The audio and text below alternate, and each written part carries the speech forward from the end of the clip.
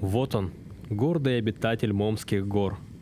Если баран не станет приближаться и пойдет на спуск, Андрей постарается догнать его на переходе речки.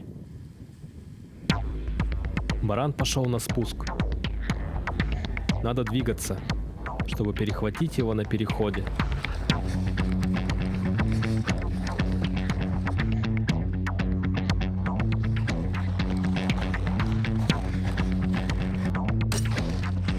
Аллара, келіндекі. Есть! Ба!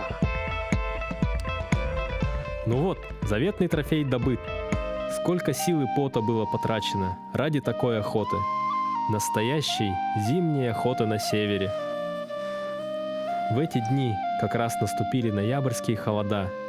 Температура держалась на уровне от -40 до -30 градусов.